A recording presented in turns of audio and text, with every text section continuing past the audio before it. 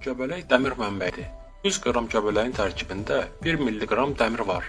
Göbələyin tərkibində olan dəmir tez bir zamanda öz təsirini göstərir. Göbələk kalium və mis mənbəyidir. Göbələk kalium mənbəyidir. Bu maddə qan təzyiqinin aşağı düşməsinə yardım edir. Ürək infarktı riskini azaldır. Göbələyin tərkibində olan kalium banan və 1 stəkan portağal suyundan daha çoxdur. 5 ədəd göbələk bədənin misə olan ehtiyacının 20-40%-ni təmin edir. Bununla yanaşı immun sistemini qaldırır.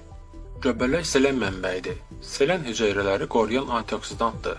Müşahidələr göstərir ki, gün ərzində müəyyən edilən miqdardan 2 qat çox selen qəbul edənlərdə xərçəng riski 65% az olur.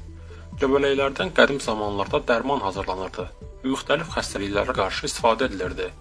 Misal üçün, Yaponiyada və Çində ürək xəstəliklərinə, müxtəlif xəstəliklərə qarşı müqaviməti gücləndirmək, soyuq dəymə və qripə qarşı istifadə edilirdi. Bəs göbələkləri necə seçmək lazımdır? Sağlam və zərər görməmiş göbələkləri almağa çalışın. Kağız paketdə onu bir həftə soyuducuda saxlaya bilərsiniz. Göbələkləri əvvəl təmizləyib, sonra yumaq lazımdır. Onun konservindən, qurudulmuşundan və dondurulmuşundan istifadə edə bilərsiniz.